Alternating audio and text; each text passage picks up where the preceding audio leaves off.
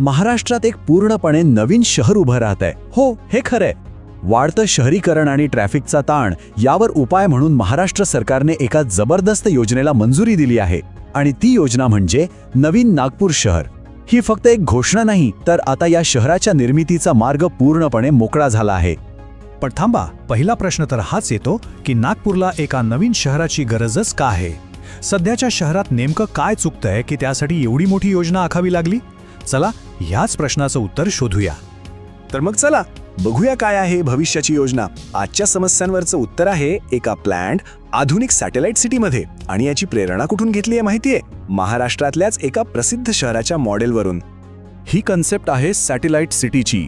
म्हणजे काय? सोप्या भाषेत सांगायचं तर मोठ्या शहरावरचा लोड कमी करण्यासाठी त्याच्या जवळच एक छोटं सेल्फ सफिशियंट शहर उभं करणं.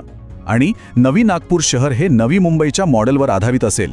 आता विचार करा, या एकाच उदाहरणावरून या योजनेची भव्यता आपल्याला लक्षात येते. चला आता बघूया या शहराचा मूळ आराखडा, त्याचा स्केलेटन कसा असेल, या शहराचा कणा काय असणार आहे. तर एक अशी भव्य पायाभूत सुविधा जी या शहराला एक नवी ओळख देणार आहे. फक्त हा एक आकडा बघा, 148 किलोमीटर. हो, तब्बल एवढ्या लांबीचा असणार आहे नवीन नागपूर शहराचा तिसरा रिंग रोड. आणि याच एका महामार्गावर या शहराची पूर्ण रचना आधारलेली असेल. आणि हा काही साधासुधा रस्ता नाहीये, हा आहे एक स्ट्रॅटेजिक कनेक्टर. विचार करा, हा एकाच वेळी Butibori MIDC, Hingna industrial area आणि मिहान सारख्या इंटरनॅशनल कार्गो हबला जोडणारा आहे. एवढंच नाही, भारताच्या अगदी मध्यभागी असलेल्या नागपूरला थेट नॅशनल हायवे 44, 53 आणि 47 शी कनेक्ट करणार आहे. म्हणजे विचार करा, नागपूर थेट देशाच्या लॉजिस्टिक्स आणि इंडस्ट्रीचं सुपर हब बनण्याच्या तयारीत आहे. ओके, रस्त्यांचं जाळं तर झालं, पण या शहराचं आर्थिक इंजिन काय असेल? याचं कमर्शियल हार्ट कसं असेल? चला पाहूया.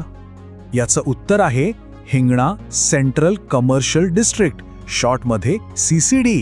आणि याचा आकार ऐकून तुम्ही थक्क व्हाल. तब्बल 1780 एकर. एवढ्या मोठ्या परिसरात पसरलेला हा भाग या पूर्ण भागाचा नवीन इकॉनॉमिक सेंटर बनणार आहे. आणि हे किती मोठं असणार आहे याचा अंदाज एका MMRDAच्या वरिष्ठ अधिकाऱ्याच्या वाक्यावरून येतो. ते म्हणतात, हा फक्त एक लेआउट नाहीये, हे अगदी मुंबईच्या BKC सारखं आहे. आता विचार करा, मुंबईचं BKC नागपूरमध्ये. या एका वाक्यातच सगळं काही आलं. आणि हो, एवढं मोठं स्वप्न बघितलंय तर त्यासाठी पैसाही तसाच लागणार. हिंगणा CCDच्या डेव्हलपमेंटसाठी गुंतवणूक किती आहे माहितीये? तब्बल 13,000 कोटी रुपये. हा आकडाच सांगतो की हा प्रोजेक्ट किती सिरियस आहे. चला आता या शहराच्या सगळ्यात इंटरेस्टिंग भागाकडे वळूया. असं काय आहे यात जे नवीन नागपूरला खरंखुरं फ्युचर सिटी बनवेल? ही कन्सेप्ट आहे एक्सकेव्हेशन फ्री स्मार्ट सिटी. म्हणजे काय?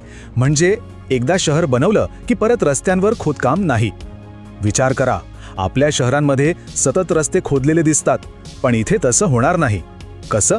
तर वीज, पाणी, गॅस, इंटरनेट या सगळ्यासाठी एकच मोठा अंडरग्राऊंड टनेल बनवला जाईल. हे काम कसं करतं? एकदम सोपं आहे. स्टेप 1, एक मोठा युनिफाईड टनल बांधायचा. स्टेप 2, त्याच्या आत सगळ्या युटिलिटी लाईन्स म्हणजे पॉवर, वॉटर, गॅस, टेलिकॉम सगळं टाकायचं. आणि स्टेप 3, त्याच्यावर अख्खं शहर उभं करायचं. झालं, प्रॉब्लेम सॉल्व्ड. भविष्यात कुठलीही दुरुस्ती करायची असेल तर रस्त्यावर यायची गरजच नाही. म्हणजे ही एक कम्प्लीट नेक्स्ट जनरेशन टाउनशिप असणार आहे. इथे तुम्हाला IT पार्क्स मिळतील, मोठमोठे कॉर्पोरेट ऑफिसेस असतील, उंच residential towers, malls, green corridors, सगळं काही. पण इथे व्यवसायांसाठी सिंगल विंडो अप्रूव्हलची सिस्टम असेल. आणि सगळ्यात महत्त्वाचं, भविष्यात इथे डेडिकेटेड एअरपोर्ट बनवण्याची सुद्धा शक्यता आहे. म्हणजे कनेक्टिव्हिटीचा विषयच संपला. तर मग ह्या सगळ्याचा अल्टिमेट गोल काय आहे? हा प्रोजेक्ट नक्की काय साध्य करू पाहतोय? याचे 3 मुख्य ट्रान्सफॉर्मेटिव्ह गोल्स आहेत. नंबर 1, विदर्भाच्या अर्थव्यवस्थेला एक मोठा बूस्ट देणं. नंबर 2, नागपूरला देशाचं लॉजिस्टिक सुपर हब म्हणून स्थापित करणं. आणि नंबर 3, नागपूरला ग्लोबल सिटीचा दर्जा मिळवून देणं. म्हणजे खरं तर ही 2 शहरांची गोष्ट आहे. एकीकडे आहे आपला आजचं नागपूर, जिथे वाढत्या शहराचा दबाव आहे, ट्रॅफिकची समस्या आहे, इन्फ्रास्ट्रक्चरवर ताण आहे. आणि दुसरीकडे असेल हे नवीन नागपूर, जे पूर्णपणे प्लॅन्ड असेल, जिथे स्मार्ट इन्फ्रास्ट्रक्चर असेल आणि आर्थिक संधींची एक नवी दुनिया असेल. पण सगळ्यात मोठा प्रश्न की हा महत्त्वाकांक्षी प्रकल्प नागपूरला खरंच भारताचं पुढचं ग्लोबल सिटी बनवू शकेल का? ह्याचं उत्तर तर आपल्याला भविष्यातच मिळेल. पण एक गोष्ट नक्की आहे, या शहराची पायाभरणी ही एका मोठ्या बदलाची सुरुवात आहे. याशिवाय तुम्हाला महाराष्ट्रातील